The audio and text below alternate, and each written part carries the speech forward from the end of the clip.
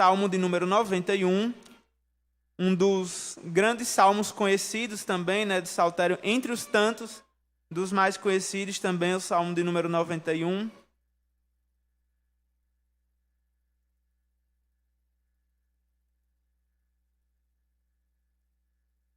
Diz assim a palavra do Senhor, irmãos. Vou fazer a leitura e peço que os irmãos acompanhem. Aquele que habita no esconderijo do Altíssimo e descansa à sombra do Onipotente, diz ao Senhor: Tu és o meu refúgio e a minha fortaleza, o meu Deus em quem confio. Pois ele me livrará do laço do passarinheiro e da peste perniciosa. Ele o cobrirá com as suas penas, e sob as suas asas você estará seguro. A sua verdade é proteção e escudo. Você não terá medo do terror noturno, nem da flecha que voa de dia, nem da peste que se propaga nas trevas, nem da mortandade que assola ao meio-dia. Caiam 1000 ao seu lado e 10.000 à sua direita, você não será atingido. Somente com seus olhos você contemplará e verá o castigo dos ímpios. Você disse: O Senhor é o meu refúgio. Você fez do Altíssimo a sua morada. Nenhum mal lhe sucederá, praga nenhuma chegará à sua tenda, porque aos seus anjos ele dará ordens a seu respeito para que guardem você em todos os seus caminhos. Eles o sustentarão nas suas mãos, para que você não tropece em alguma pedra. Você pisará o leão e a cobra, com os pés esmagará o leãozinho e a serpente. Deus diz: porque a mim se apegou com amor, eu o livrarei. Eu o protegerei, porque conhece o meu nome. Ele me invocará, e eu lhe responderei. Na sua angústia eu estarei com ele. Eu o livrarei e o glorificarei. Vou saciá-lo com longevidade e lhe mostrarei a minha salvação. Amém. Temos mais uma vez. Pai, muito obrigado, Senhor, pela tua palavra, Senhor, que ela vá de encontro, Deus, à necessidade do nosso coração, Pai. Que nós precisamos, Pai, acima de qualquer coisa, Senhor, não é de comida, Senhor, não é de bebida, muito menos de entretenimento, Senhor, de diversão. O que nós precisamos, Senhor, é consciência dos nossos pecados, consciência do quanto dependemos do Senhor, Pai, do quanto precisamos desesperadamente que o Senhor nos socorra, nos guarde. O que nós precisamos, Senhor, é habitarmos em Ti, Pai, descansar nas Tuas sombras, Pai. Nos ajuda a perceber isso essa noite, Pai. É a nossa oração que fazemos em nome do Teu Filho amado Jesus, Senhor. Amém. Irmãos, um problema bastante antigo, sabe, e que persiste no decorrer da história, é o mau uso da Escritura, né? Essa Escritura que é a palavra de Deus, que é o nosso alimento, que é o nosso sustento, que é a nossa única regra de fé e prática. Infelizmente, ele é muito mal usado às vezes, né? No decorrer a história provou isso, né? Quantas vezes a Bíblia foi usada para defender coisas indefensáveis, né?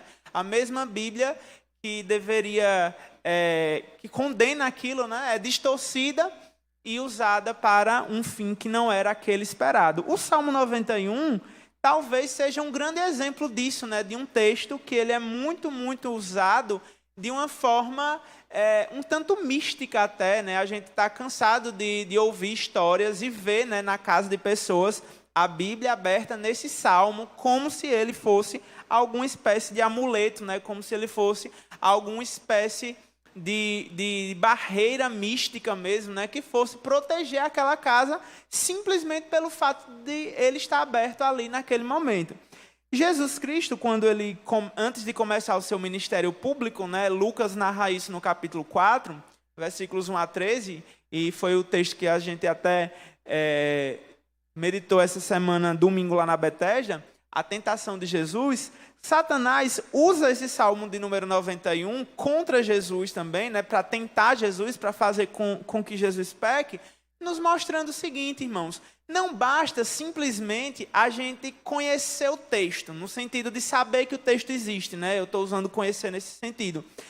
Eu sei que tem um salmo lá que diz: o Senhor é meu pastor e nada me faltará. Eu sei que Paulo fala aos Romanos que todas as coisas cooperam para o bem daqueles que amam a Deus, daqueles que são chamados sobre o seu propósito. Eu sei que Paulo fala lá aos Filipenses Tudo posso naquele que me fortalece. E só saber, irmãos, que o texto está escrito, ele não garante necessariamente que você aprendeu o sentido do texto, né? Que você está fazendo um bom uso do texto. É possível a gente fazer um mau uso do texto. E por isso que eu fiquei pensando nesse Salmo de número 91, como é importante a gente entender, principalmente esses textos, talvez que sejam muito famosos, né? Muito usados assim para um determinado fim. Ele começa dizendo, então, irmãos, é um salmo anônimo, né? Embora a Septuaginta ela atribua esse salmo a Davi, a gente não tem essa epígrafe, né, na versão hebraica do texto, então a gente considera mesmo um salmo anônimo. É atribuído a Davi porque ele tem um aspecto bem régio, né? Um aspecto assim de realeza nesse salmo, né? E é bem por isso que o autor desse livro daqui que a gente tem usado até como base, né, o Salmos como Louvor Cristão, do Bruce Waltke, ele vai defender esse salmo como um salmo messiânico, inclusive. Eu achei muito interessante essa abordagem dele, porque eu nunca tinha parado para olhar ele sobre esse aspecto, né? A gente conhece salmos messiânicos mais famosos, como o Salmo 2 e o Salmo 110, porque eles são muito usados no Novo Testamento para se referir a Jesus, né? Mas o Salmo de número 91 tem esse uso que Satanás faz dele, né? Atribuindo a Jesus, mas é Satanás, né, que usa esse salmo, e a gente já desconfia, né, da aplicação que Satanás faz do texto, atribuindo ele a Jesus. Mas outros elementos, né, o Bruce Waltke vai destacar, né, no texto, que fazem, e pelo menos ele me convenceu que realmente se trata de um salmo messiânico, né? Principalmente, irmãos, a constância que esse versículo primeiro traz, né? Aquele que habita no esconderijo do Altíssimo, aquele que descansa à sombra do Onipotente, né?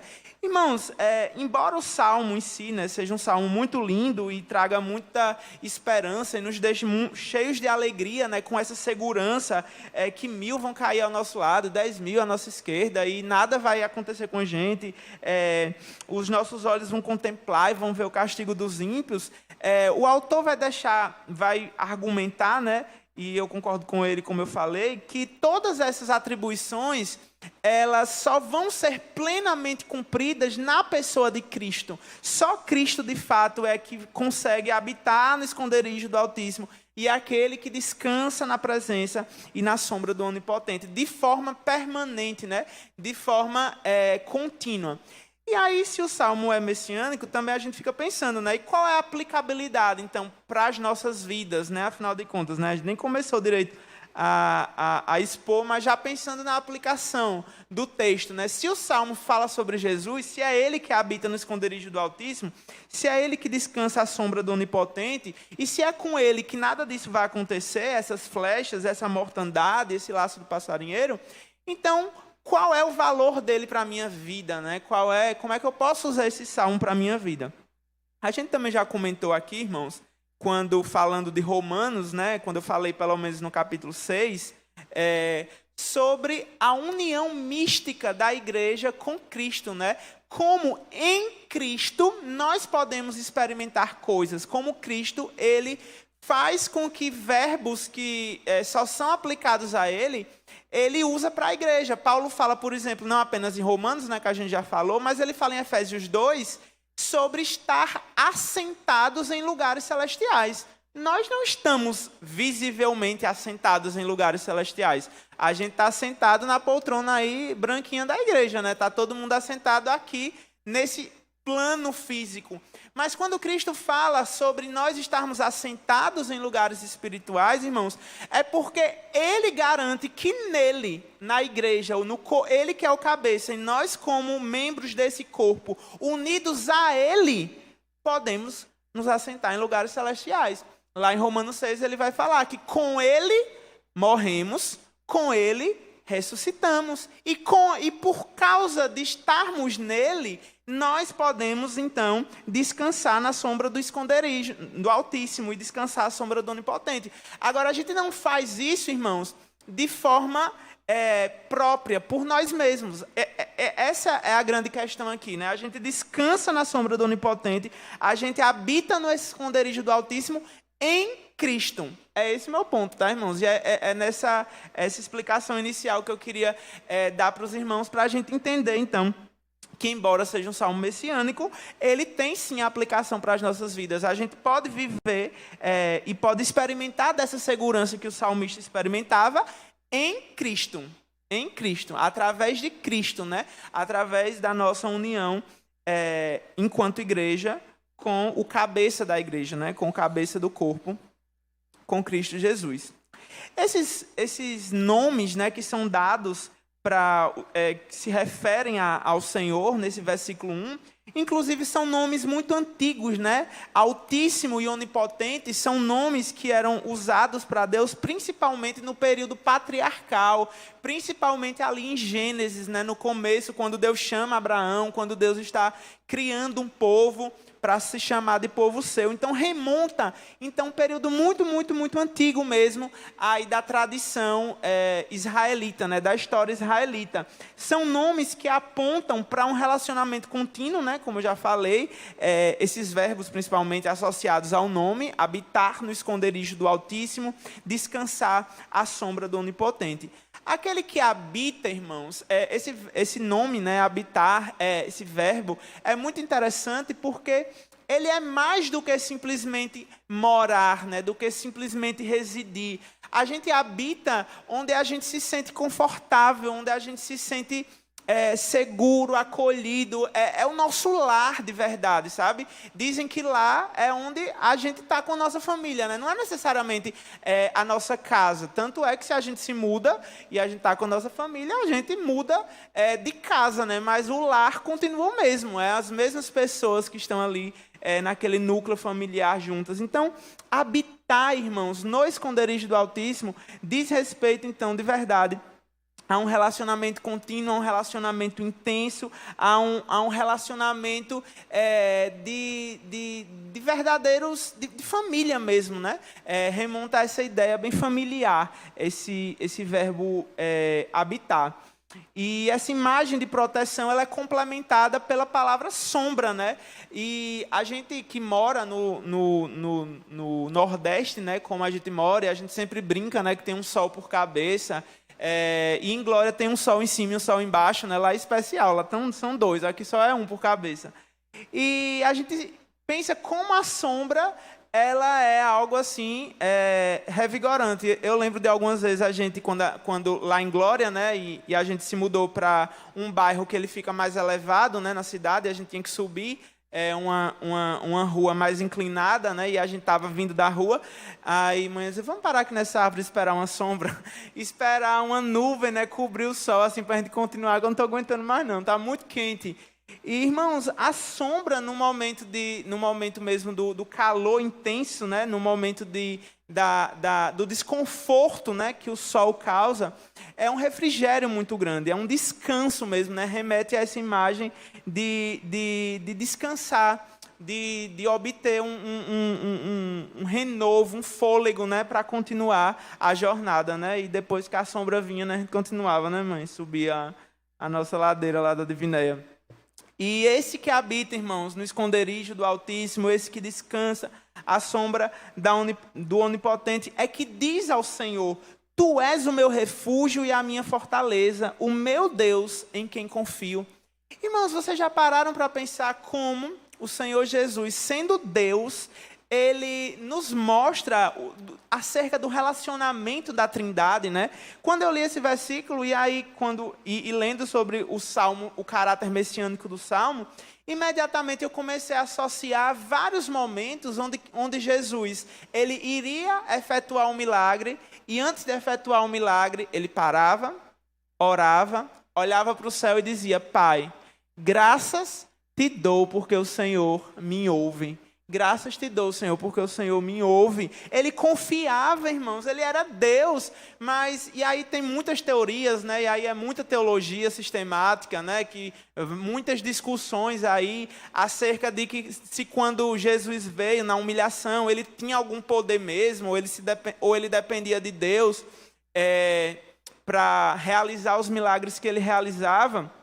Mas independente de toda essa parte mais técnica, né, da coisa, de quem é que fazia o quê, né, quem é que efetuava cada parte no plano de Deus, Jesus Cristo nos mostra, irmãos, o quanto ele confiava no Pai dele, o quanto ele descansava na certeza de que o seu Deus era o seu refúgio, que o Deus a quem ele veio cumprir a vontade era a fortaleza dele, e era por isso que ele descansava. Eu sei que a gente também já comentou o quanto Davi, ele também confiava em Deus, né? O quanto Davi também atribuía essa certeza de que Deus ele iria ser por ele, né? Que Deus iria se levantar. O próprio Jó declara, né? Eu sei que o meu Redentor vive e que por mim se levantará sobre a terra. Mas o relacionamento que Cristo Jesus tinha com o Pai, irmãos, era um relacionamento nada menos do que perfeito.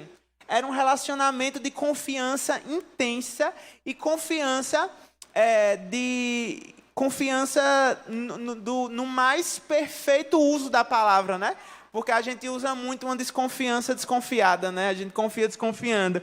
Mas Cristo, de fato, ele acreditava no seu Pai. De fato, ele confiava naquele que o havia enviado e confiava que ele iria protegê-lo, que ele iria guardá-lo, que ele iria cumprir toda a sua vontade que ele havia já determinado.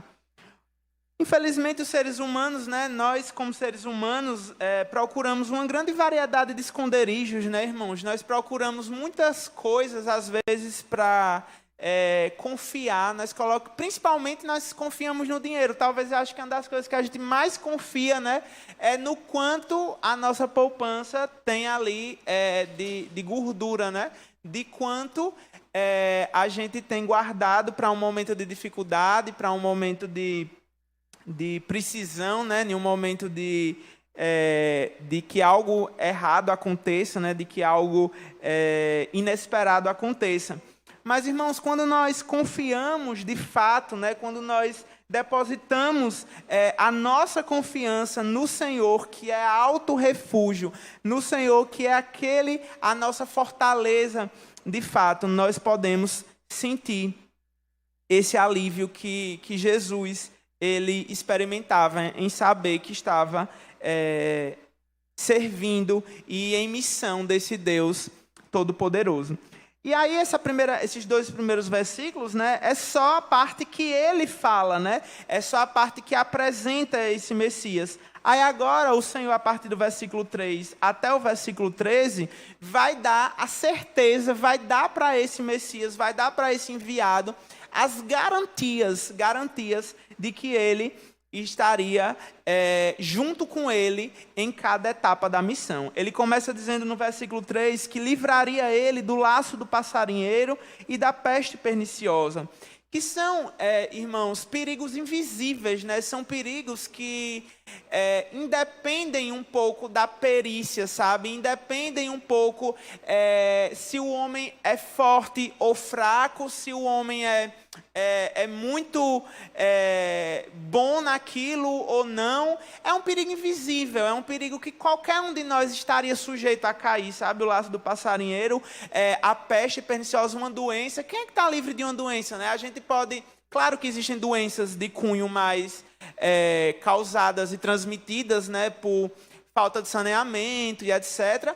Mas a gente sabe que talvez a grande maioria das doenças, elas são aleatórias, né? Ela não acontece com qualquer um. Qualquer pessoa pode pegar um vírus, uma bactéria, um fungo, seja lá o que for, desenvolver um câncer no corpo. Qualquer coisa dessas pode acontecer e é um perigo invisível, né? É um perigo que todos nós estamos sujeitos a experimentar. Mas a promessa que o Senhor entrega a esse Messias é que ele livrará dos perigos invisíveis, é que ele está cuidando e guardando a vida dele desses perigos invisíveis.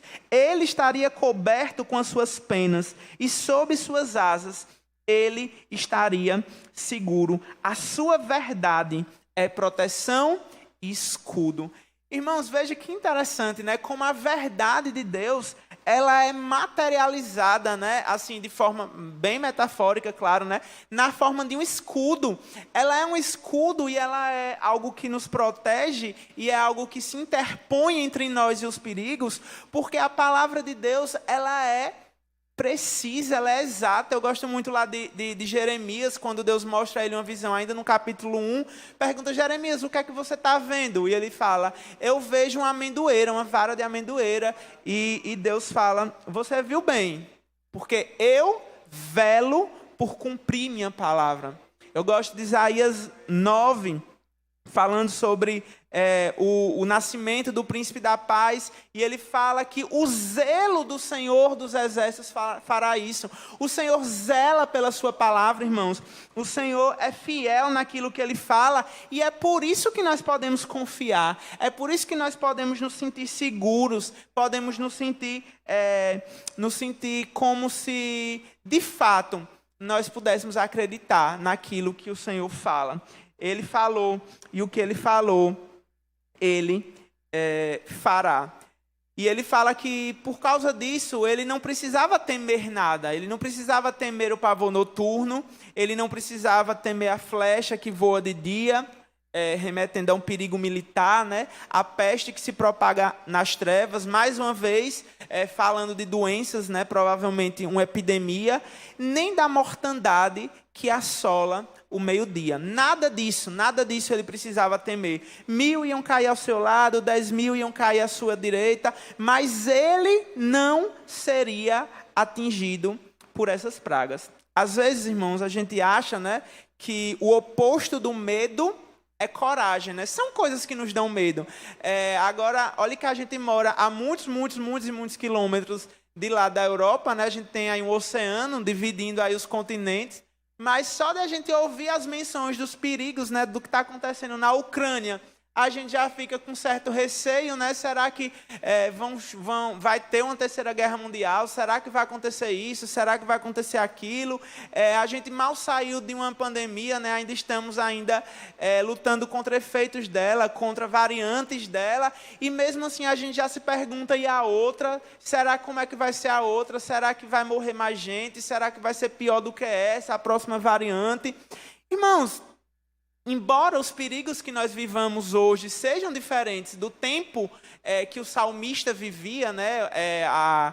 O tipo de guerra era diferente, né? A forma como eles lidavam com a enfermidade era diferente. Nós também lidamos com várias espécies de perigos hoje. Nós lidamos com várias coisas que fazem a gente ter medo, né? A gente lida hoje com ataque terrorista, né? A gente fica pensando. Eu lembro da vez que a Hollywood fez um filme, um filme satirizando o governo da Coreia do Norte. E aí os norte-coreanos invadiram, né, hackearam o acervo lá, né, da empresa. Não lembro se foi a Sony, não lembro agora qual foi a produtora do filme. E eu fiquei pensando: meu Deus do céu, agora vai dar ruim. Eles mexeram, foi com a Coreia do Norte. E eu pensei: agora vai dar ruim, viu? Agora vai ter desgraça no mundo. E não aconteceu nada, né, irmãos? Graças a Deus. E não aconteceu por causa dele, porque ele não permitiu, porque ele estava controlando isso, ele estava governando isso. Aquilo que aos nossos olhos, aos meus olhos pelo menos, era praticamente certo. Eu disse: se os Estados Unidos lançar esse filme, vai dar ruim. Os Estados Unidos lançou o filme por despeito mesmo, né? Só por eles terem hackeado, lançaram um filme de graça, até em muitas salas de cinema na época, e não aconteceu nada, irmãos, não aconteceu nada. Esse versículo 8 também, quando ele fala que somente com os teus olhos você contemplará e verá o castigo dos ímpios, também traz uma dicotomia, né? Ao mesmo tempo em que ele está experimentando essa proteção, essa provisão de 1000 caindo ao seu lado, 10.000 à sua direita, e ele não sendo atingido, os ímpios estavam sendo atingidos.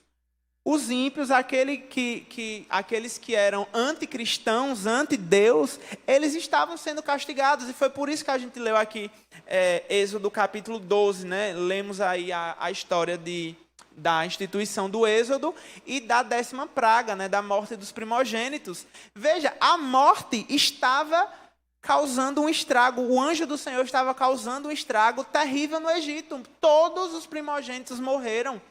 menos aqueles que tinham sangue do Cordeiro na sua porta. Mais uma vez, irmãos, entendam que essa proteção, a gente só pode desfrutar dessa proteção, a gente só pode desfrutar desse refúgio verdadeiro em Cristo. Percebam que os israelitas não estavam lá com a espada para defender as suas casas do anjo do Senhor, da morte. Eles nem podiam ver o anjo do Senhor, irmãos. Era invisível, como esses perigos daqui também eram, mas era o sangue do Cordeiro. E não apenas o sangue no sentido puramente também, a palavra fugiu, puramente esotérico, né? Puramente assim, o símbolo, o sangue. Mas era a fé naquele Cordeiro que havia morrido, né? E que estava apontando para o Cordeiro perfeito de Deus. Em Cristo, irmãos. E apenas nele que nós podemos experimentar esse livramento, nós podemos experimentar essa proteção. E é interessante a gente pensar, porque parece, irmãos, que a gente lida com uma tensão muito grande, né? Porque como é que pode a Bíblia dizer que 1000 vai cair ao meu lado, 10.000 vai cair à minha esquerda, eu não vou ser atingido, que a flecha voa de dia, eu não preciso temer, a peste se propaga nas trevas, a mortandade, mas a gente experimenta tantas coisas e crente também experimenta coisas desse tipo, é ou não é? Ou é só ímpio que experimenta esse tipo de coisa, né?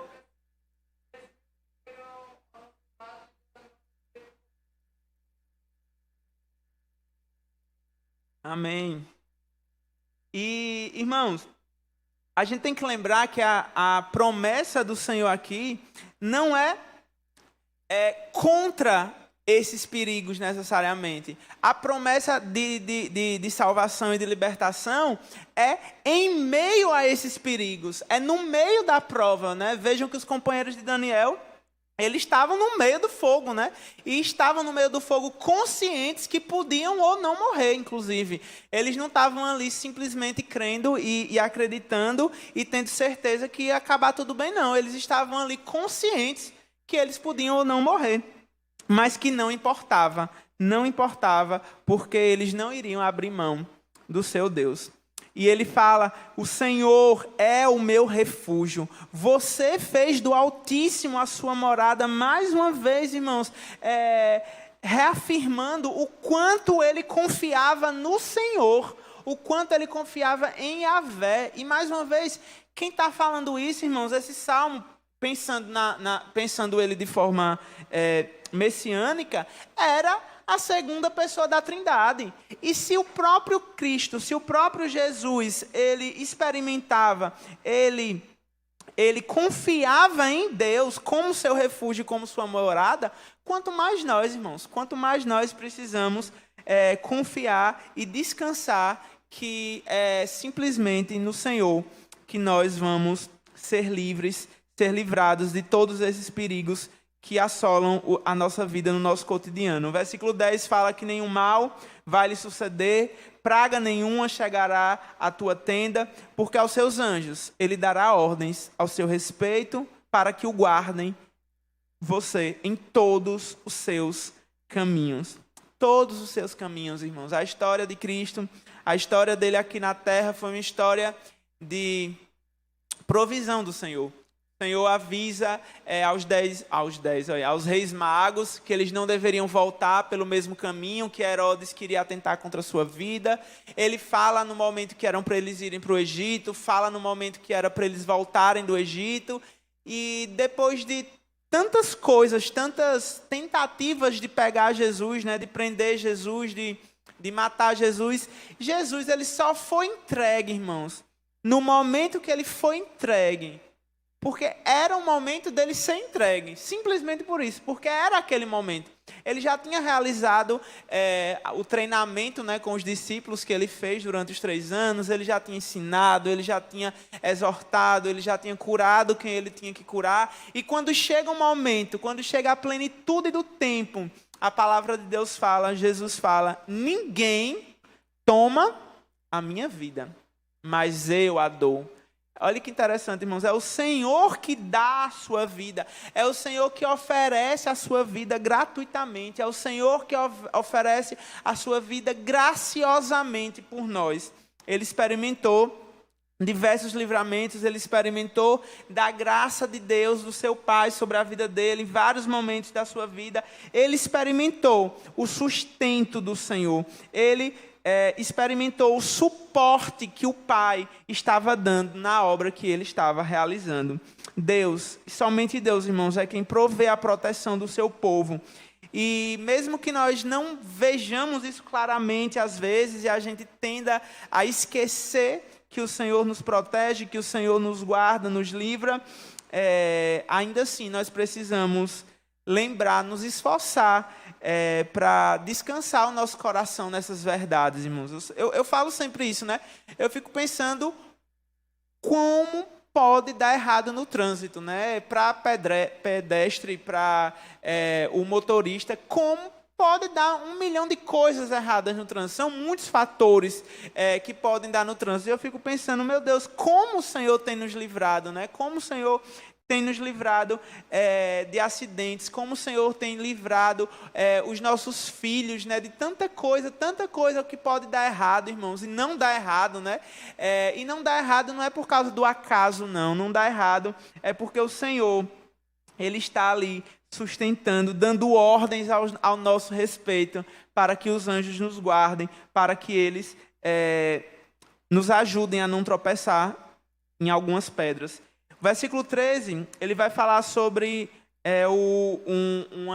ele vai usar uma linguagem mais definitiva, né? Sobre pisar o leão e a cobra, sobre esmagar o leãozinho e a serpente, né? Sobre a subjugação, apontando para aquilo que Cristo iria fazer na cruz do Calvário e aquilo que o apóstolo fala mais na frente, de que ali, na cruz, ele despojou todas as potestades, todos os principados, humilhou eles, expondo eles à vergonha na cruz. É esse texto, irmãos, nós estamos lendo. É essa promessa aqui feita há tantos anos atrás, no Salmo de número 91. Você pisará o leão e a cobra. Você esmagará o leãozinho e a serpente. Ele fez isso na cruz do Calvário. Ele fez isso quando ele expôs os seus inimigos publicamente ali, à vergonha na cruz do Calvário. Deus disse, versículo 14, porque a mim se apegou com amor.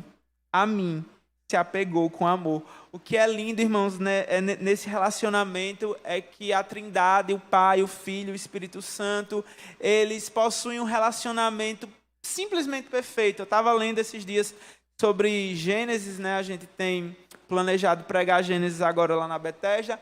E o autor falando, né, de como o Pai, o Filho, o Espírito Santo, ali as três pessoas, elas estavam 100% bem e alinhadas e em perfeita harmonia, e como elas não precisavam exatamente de nada, irmãos. Deus não cria um mundo porque ele está entediado, né? Ele não cria um mundo porque ele está se sentindo solitário, nem nada do tipo. E aqui a gente vê claramente nesse texto, né, o salmista falando como eles se amam, né, como o Deus Trino, ele tem um relacionamento perfeito entre ele mesmo, né, entre todas as pessoas da Trindade.